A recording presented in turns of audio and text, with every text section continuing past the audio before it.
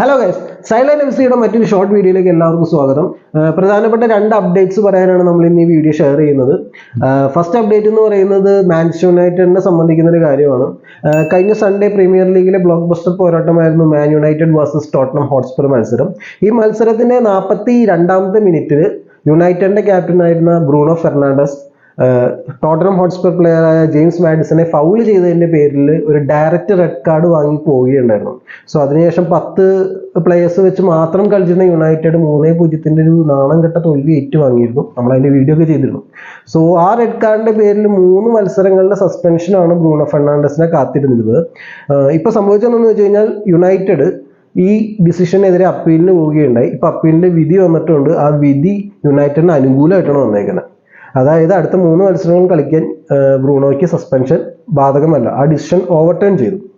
അപ്പോൾ അടുത്ത 3 മത്സരങ്ങൾ എന്ന് പറയുന്നത് ആദ്യം വരുന്നത് ആസ്റ്റൺ വില്ലയായിട്ട് എവേ മാച്ചാണ് പ്രീമിയർ ലീഗിൽ. അതിനുശേഷം ബ്രെൻഫോർഡായിട്ട് മത്സരം വരുന്നുണ്ട്. അതിനുശേഷം വെസ്റ്റ് ഹാമായിട്ട് മത്സരം വരുന്നുണ്ട്. സോ ഈ 3 മത്സരങ്ങളിലും ബ്രൂണോ ഫെർണാണ്ടസിന് കളിക്കുന്നതിന് സസ്പെൻഷൻ ബാധകമല്ല എന്നാണ് ഇപ്പോൾ അറിയിച്ചിരിക്കുന്നത്. ഈ ഒരു ഡിസിഷൻ ഓവർടേൺ ചെയ്തതിലൂടെ യുണൈറ്റഡിന് വലിയൊരു റിലീഫാണ് ഉണ്ടായിരിക്കുന്നത്. കാരണം പ്രീമിയർ ലീഗ് സീസൺ സ്റ്റാർട്ട് ചെയ്ത് 6 മത്സരങ്ങൾ കഴിഞ്ഞപ്പോൾ വെറും 2 വിജയവുമായിട്ട് 13ാം സ്ഥാനത്താണ് യുണൈറ്റഡ് ഇപ്പോൾ നിൽക്കുന്നത്. സോ അടുത്ത 3 മത്സരങ്ങളും കൂടി ഇതേപോലെ അവരുടെ ക്യാപ്റ്റൻ, അവരുടെ ഒരു one of the main attacking player ഇല്ലാതെ ക്ലബ്ബ് ഇറങ്ങി കഴിഞ്ഞാൽ മേ ബി സ്ട്രഗിൾ ചെയ്യാനുള്ള ചാൻസ് വളരെ കൂടുതലാണ്. സോ ഏർലി സ്റ്റേജസിൽ തന്നെ ക്ലബ്ബ് വളരെയധികം സ്ട്രഗിൾ ആയാൽ സീസണോടനീളം അത് ചിലപ്പോൾ ക്ലബിനെ ബാധിച്ചേക്കാം. സോ ആ ഒരു ആസ്പെക്റ്റിൽ നോക്കുമ്പോൾ ഇതൊരു വളരെ നല്ലൊരു ന്യൂസാണ് യുണൈറ്റഡിന്. അതുപോലെ ഇത് മറ്റൊരു റിലീഫ് ആകുന്നത് ക്ലബിന്റെ കോച്ച് കൂടിയായ എറിക് ടെൻ ഹാഗിനാണ്. ഇപ്പോൾ നമുക്ക് ബ്രിട്ടീഷ് മീഡിയാസ് റിപ്പോർട്ട് ചെയ്യുന്ന അനുസരിച്ച് യുണൈറ്റഡിന്റെ ഓണർഷിപ്പിലുള്ള ഇനിയോസ് ഗ്രൂപ്പ് കുറച്ച് മത്സരങ്ങൾ കൂടി എറിക് ടെൻ ഹാഗിന് ഒരു സപ്പോർട്ട് കൊടുക്കാൻ തന്നെയാണ് തീരുമാനിച്ചിരിക്കുന്നത് എന്നാണ് അറിഞ്ഞിരിക്കുന്നത്.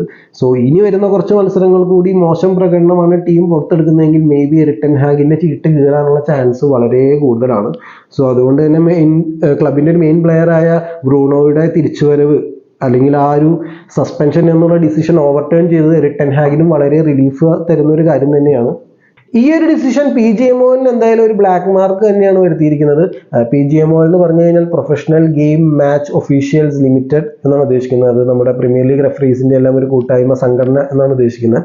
സോ ഇത് ഇവർക്ക് എങ്ങനെയാണ് ഒരു ബ്ലാക്ക് മാർക്ക് ആകുന്നതെന്ന് വെച്ച് കഴിഞ്ഞാൽ on field referee red card വിധിക്കുകയും അതിനുശേഷം VAR റെഫറീസ് ഈ ഡിസിഷൻ റിവ്യൂ ചെയ്തതിനും ശേഷമാണ് ഈ റെഡ് കാർഡ് സ്റ്റാൻഡ് ചെയ്യുന്നത്. ബ്രൂണോ ഫെർണാണ്ടസിന് കളം വിട്ട് പോകേണ്ടിയും വരുന്നത്.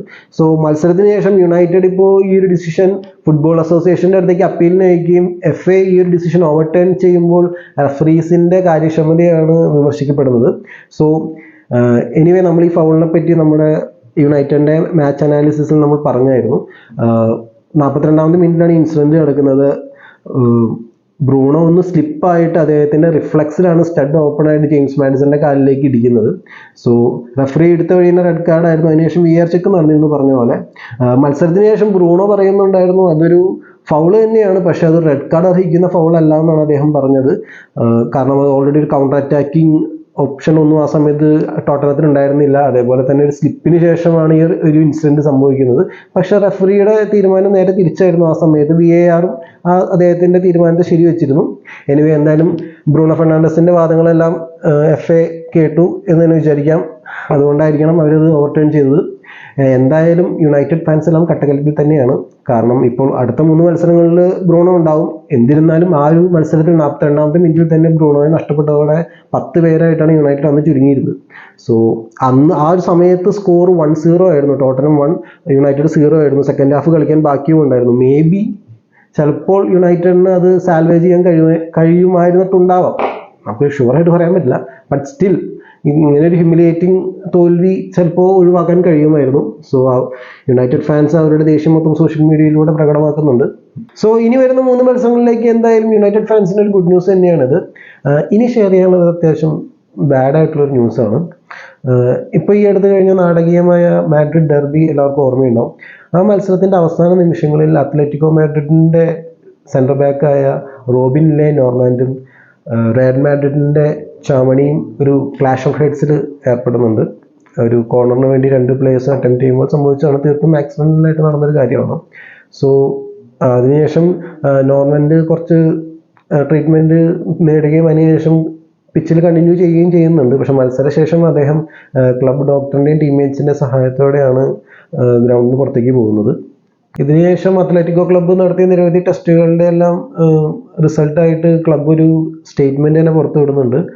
താരത്തിന് ട്രോമാറ്റിക് ബ്രെയിൻ ഇഞ്ചുറി വിത്ത് സബ്ഡ്യൂറൽ ഹിമോറ്റോമ എന്നാണ് സ്റ്റേറ്റ്മെൻറ്റിൽ പറഞ്ഞിരിക്കുന്നത്.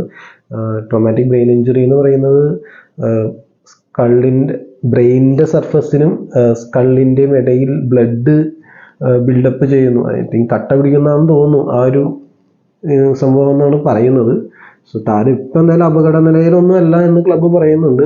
ബട്ട് റിക്കവറി എത്ര വൈകും, എന്തായിരിക്കും അതിൻ്റെ പ്രൊസീജിയേഴ്സ് എന്നൊന്നും പറയുന്നില്ല. ഇപ്പോൾ സാധാ ട്രോമയ്ക്ക് ഫോളോ ചെയ്യുന്ന പ്രോട്ടോകോൾസും പ്രൊസീജിയേഴ്സും ക്ലബ്ബ് ഫോളോ ചെയ്യും എന്നാണ് സ്റ്റേറ്റ്മെൻറ്റിൽ പറഞ്ഞിരിക്കുന്നത്.